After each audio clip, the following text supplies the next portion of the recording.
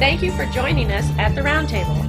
Brought to you by Community Education Arts, a nonprofit organization based in Noblesville, Indiana. I'm Alice Cavanis-Gober, president of CEArts. And I'm Sarah E. Morin, secretary of CEArts. Let's sit down at the Roundtable.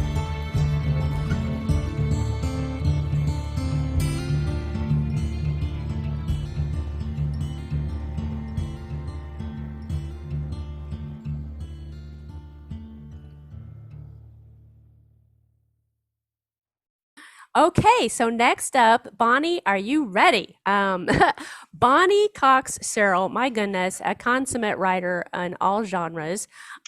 This is a key wrapped up in a mystery inside a Nash Rambler. And again, we just love this piece. It's not excerpted because Bonnie has a knack of writing just enough for a perfect presentation. Apparently, I don't know if you did that intentionally or not, but we were like, I think that'll work.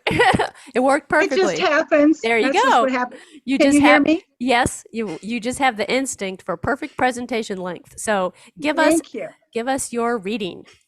I will, but I wanted to thank you for the honorable mention, because if you're going to mention me, I would prefer that it's in an honorable way. Well, you deserve all honors, my dear. Go ahead. Oh, God. Okay, a key wrapped up in a mystery inside a Nash Rambler. My grandparents related to each other in mysterious ways. As a sixth grader with limited life experience, I found their interactions puzzling, and I tried to make sense of them for future reference and self-preservation. Take the day of the Nash Rambler, a key, and the question I finally worked up the nerve to ask. I was playing hopscotch in the driveway when Grandpa drove up in a brand new cream and beige 1961 Chevy Impala SS. He patted me on the head and swaggered in the house like he was Dean Martin. Half an hour later, Grandma erupted from the front door, handbag flapping on one arm and a picnic basket under the other. Bonnie Sue, get in the Rambler. We're driving to Columbus. Oh, Columbus. An hour north of Chillicothe. I was about to have an adventure. Problem was, she had never driven the car before. Grandpa drove it to his job at the paper mill, while she used the go-to-church car for her errands, a car with no pesky clutch to synchronize with the gas pedal. We jerked out of the driveway. Did Grandpa buy a new car? I asked as the car bucked. Yes, and he won't let me have a key. The Rambler reached a gear it liked and it settled down. Grandma's anger, however, bounced around the inside of the car like an errant ping pong ball. Who does he think he is, not giving me a key? I didn't know he was even thinking of buying a new car. How am I supposed to go anywhere when he's at work? I'm going to the Chevy dealership in Columbus and demand a key. Grandpa's many failings were once again brought out for review. I'd heard it all before. My stomach growled, and I wondered what might be in that picnic basket. When they finally arrived in Columbus, the Chevy dealer was as recalcitrant as Grandpa, who left with no key. As she pulled the Rambler onto US 23 for the drive back home, Grandma handed out snacks from the picnic basket. Confident now in her ability to control the car, she steered with one hand while she ate a banana and continued to provide example after example of the poor treatment she had suffered from Grandpa's behavior for the last 43 years. I stared out the car window at construction barrels on the edge of the road.